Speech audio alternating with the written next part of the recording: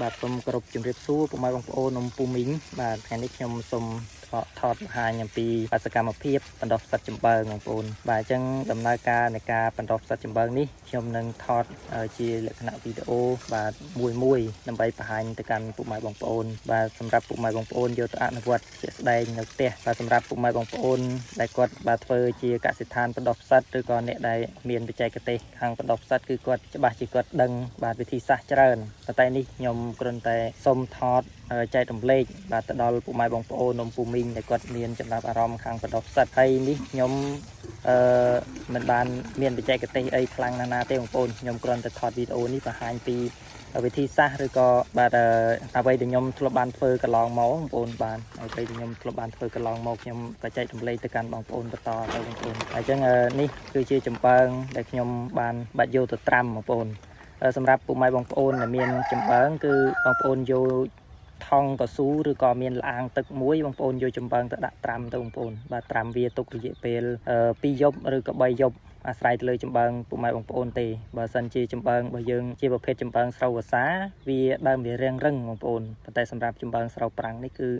ដើមវារាងទន់ដោយសារតែយើងមូនឹងម៉ាស៊ីនអញ្ចឹងណាបងប្អូនបាទបើចំបើងច្រូតនឹងដៃគឺវារាងរឹងអញ្ចឹងបងប្អូនអាចត្រាំវារយៈពេល2ឬក៏3ថ្ងៃបងប្អូនអាស្រ័យលើចំបើងបងប្អូនអញ្ចឹងក្រោយពីយើងធ្វើការបាទត្រាំចំបើងរយៈពេល2យប់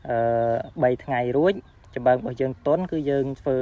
ការមូចំបើងយកគ្នាតែម្ដងបងប្អូនអញ្ចឹងសម្រាប់ចំបើងរបស់ខ្ញុំនេះបងប្អូនប្រហែលជាអត់ឃើញខ្ញុំត្រាំចំបើងទេបាទចំបើងរបស់ខ្ញុំនេះខ្ញុំបាញ់ទឹកពីលើតែម្ដងបងប្អូនបាទសម្រាប់បងប្អូនមានជាតង់កៅស៊ូឬក៏ជាលាងទឹកបងប្អូនអាចដាក់ត្រាំទៅបងប្អូនតែសម្រាប់បងប្អូនដែលអត់មានទេបងប្អូនអាចបាញ់ធ្វើដូចខ្ញុំអញ្ចឹងក៏បានសំខាន់ឲ្យតែចំបើងរបស់យើងទន់យើងងាយស្រួលនៅក្នុងការមូបងប្អូនហើយ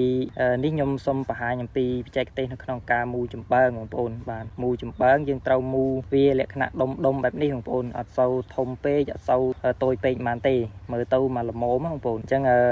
បើសិនជាយើងមូធំពេកចំបើងរបស់យើងគឺវាអត់ណែនបាទអត់តឹងល្អទេប៉ុន្តែបើសិនជាយើងមូទូចពេកក៏កម្ដៅវាអត់គ្រប់គ្រាន់ដែរអញ្ចឹងចំបើងរបស់យើងមូឲ្យណែននេះគឺគោលបំណងដើម្បីឲ្យវារក្សាកម្ដៅបានល្អផ្សិតរបស់យើងគឺចាញ់បានល្អដូចគ្នាបងប្អូនបើសិនបើយើងមូចំបើងធូរបាទផ្សិតរបស់យើងក៏វាអត់សូវបាទចាញ់ល្អដែរបងប្អូនហើយវាអត់មានកម្ដៅគ្រប់គ្រាន់អញ្ចឹងណាបងប្អូនអញ្ចឹងនេះបងប្អូនអាចមូដូចខ្ញុំចេះបានបងប្អូនវាប្រហែលជា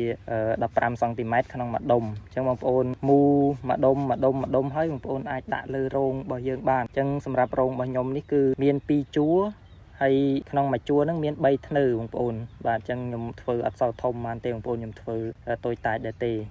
អញ្ចឹងក្រោយពីយើងធ្វើការបាត់មូចំបើងលក្ខណៈដុំបែបហ្នឹងរួចបងប្អូនយកទៅដាក់នៅក្នុងធ្នើរបស់យើងហ្នឹងទៅបងប្អូនបាទធ្នើមួយចិនពីរចិន3ចិនរបស់យើងណាបងប្អូនអញ្ចឹងបងប្អូនមើលទៅឃើញមានចំបើងបាទចាស់នៅនឹងរង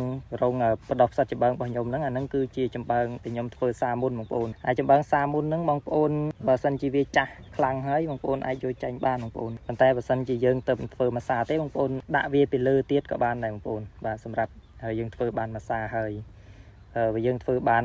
2សាយើងអាចយកចំបើងនឹងចេញយើងកុំទុកវាទៀតបងប្អូនបាទអញ្ចឹងនេះខ្ញុំធ្វើទៅបានមួយសាទេខ្ញុំក៏បានមូចំបើងដាក់ពីចិនពីលើទៀតបងប្អូនអញ្ចឹងបើសិនជាបងប្អូនបាទមានចំណាប់អារម្មណ៍នៅក្នុងការបណ្ដុះផ្សិតបងប្អូនអាច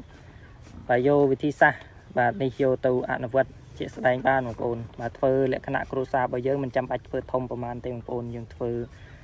តូចតាច1រោង2រោងអាស្រ័យទៅលើទីកន្លែងរបស់បងប្អូនជាក់ស្ដែងអញ្ចឹងនេះថ្ងៃនេះខ្ញុំសូមបង្ហាញតែអំពីវិធីសាស្ត្រនៅក្នុងការមូចំបើងតែប៉ុណ្្នឹងទេបងប្អូនបាទវីដេអូក្រោយខ្ញុំនឹងបង្ហាញអំពីរបៀបនៅក្នុងការរោយអាហាររោយមេដាក់កប៉ុសហើយវិធីសាស្ត្រនៅក្នុងការចំហុយតើយើងគួរធ្វើបែបណាដើម្បីចំហុយទៅយើងអត់មានឧបករណ៍គ្រប់គ្រាន់អញ្ចឹងណាបងប្អូនអញ្ចឹងការធ្វើផ្សិតរបស់ខ្ញុំនេះគឺអត់មានឧបករណ៍គ្រប់គ្រាន់ទេបងប្អូនខ្ញុំមានឆ្នាំងចំហុយរបស់ខ្ញុំក៏បានទិញដែរព្រោះឆ្នាំងចំហុយគឺថ្លៃមែនទែនអញ្ចឹងខ្ញុំក៏បានច្នៃទៅតាមលទ្ធភាពដែលយើងអាចធ្វើបានបងប្អូនអញ្ចឹងបើសិនជាយើងមិនមានឧបករណ៍ហើយយើងមិនច្នៃទៀតគឺយើងធ្វើអត់កើតទេអញ្ចឹង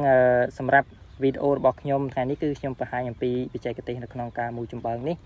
បាទសូមបង្ហាញតែប៉ុណ្ណេះទេបើសិនជាពុកម៉ែបងប្អូនបាទចង់តាមដានទស្សនាអំពីការរោយមេបាទការដាក់កប៉ុសដាក់អាហារបងប្អូនសូមតាមដានបន្ត វីដេអូក្រោយទៀតបងប្អូនបាទសូមអរគុណសូមគោរពលា